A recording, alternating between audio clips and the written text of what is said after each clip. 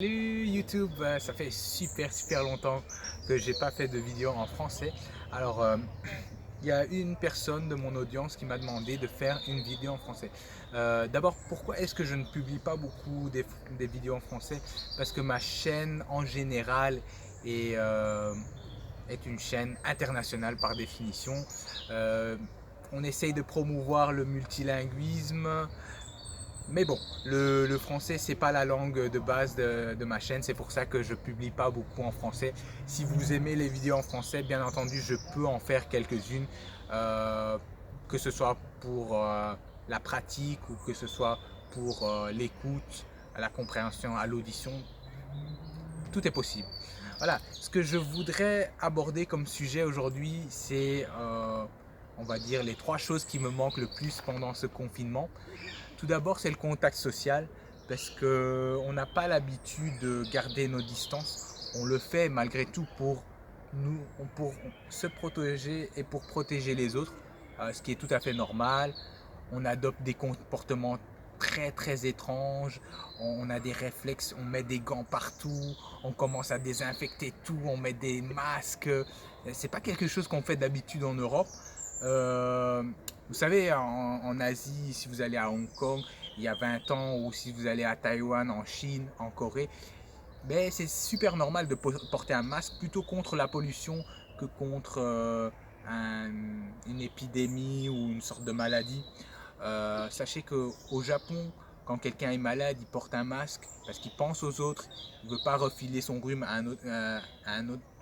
un autre individu qui est juste à côté de lui, etc., etc. Donc ce contact social me manque beaucoup. J'ai l'habitude d'aller dans des pays chauds, en Thaïlande, en Turquie, dans les Balkans, où les gens se font la bise une fois, deux fois, trois fois, quatre fois. Ça me manque. Prendre les gens dans mes bras, ça me manque. C'est vraiment génial de pouvoir faire ça dans certains pays.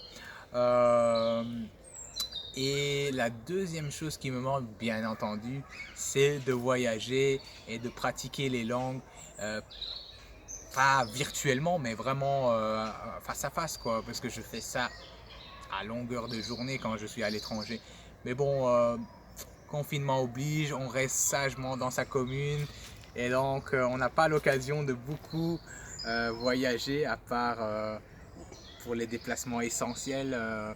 On, on remplace un peu ces activités de voyage par des activités à la maison. On apprend à faire des recettes via YouTube. Bien entendu, on apprend les langues étrangères si on est intéressé. Moi, c'est le cas. J'essaie de réviser un peu mon russe au travers des podcasts. Je trouve que l'apprentissage au travers des podcasts est très intéressant.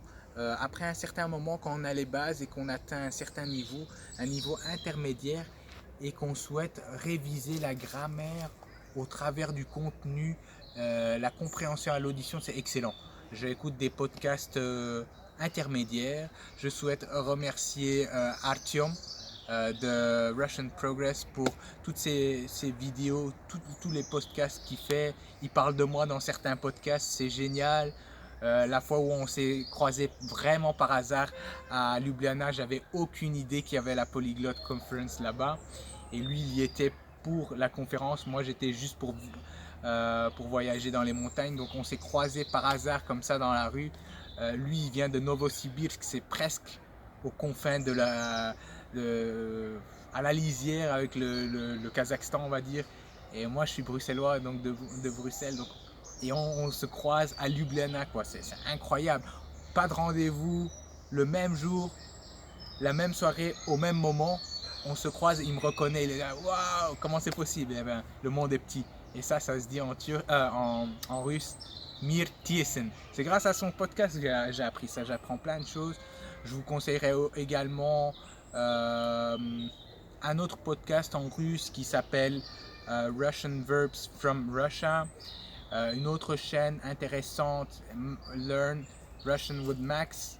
La chaîne d'Artyom, Russian Progress, est très intéressante pour apprendre le russe.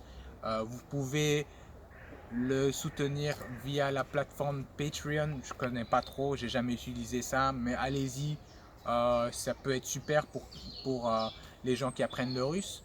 Et la troisième chose qui me manque, attends, la première chose c'est le contact social, la deuxième chose c'est voyager et la troisième chose c'est un peu la liberté parce que on n'a vraiment pas l'habitude de, de rester confiné chez soi. C'est vraiment très très bizarre sur le plan psychologique d'éviter les contacts sociaux. C'est pas très humain. En fin de compte, on fait ça pour le bien de tous, mais on aime bien sortir un peu. Bon, c'est pas un appel à la rébellion, c'est juste, c'est la nature humaine, hein. Ça me manque de la liberté, de pouvoir partir en week-end à Rotterdam, je sais pas, retrouver un ami aux Pays-Bas, euh, prendre un vol et faire des petites escapades. Cette liberté de mouvement, on l'a plus. Euh, le côté positif dans tout ça, c'est qu'on apprend, euh, on apprend, on apprend la valeur des choses. Et la prochaine fois qu'on va voyager, on va le savourer à 200%. La prochaine fois qu'on va manger un plat à l'étranger, il aura 10 fois plus de valeur. Parce qu'on va se souvenir que pendant le confinement, tout était impossible. Et puis, on passe un peu plus de temps avec la famille. euh, on essaye de vivre une vie un peu plus simple. Donc, ça a ses avantages, ça a ses inconvénients. Pardon. Pour les gens qui apprennent les langues étrangères, ça donne un peu plus de temps.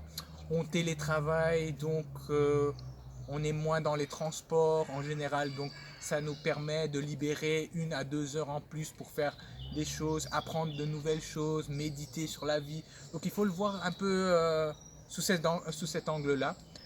Si on arrive à changer notre perspective, on peut surmonter cette étape du confinement. Et j'espère qu'il ne sera pas prolongé trop longtemps parce que on a tous besoin d'un peu de contacts sociaux et on a tous besoin d'un peu s'amuser. Sinon, la vie n'aurait aucun sens, quoi. Franchement, j'espère que vous êtes tous le plus possible chez vous. De temps en temps, vous faites une petite balade. J'espère que tout le monde va bien et j'espère que tout se passe bien. Ben, écrivez dans les commentaires si vous aimez ce format de vidéo. Je peux publier de temps en temps des vidéos spontanées à propos des sujets que vous souhaitez que j'aborde. Et voilà quoi, j'ai pas du tout préparé cette vidéo. Elle est tout à fait spontanée. Et voilà, à la prochaine. Merci pour votre participation, vos commentaires et votre engouement pour ma chaîne. Merci, bye bye.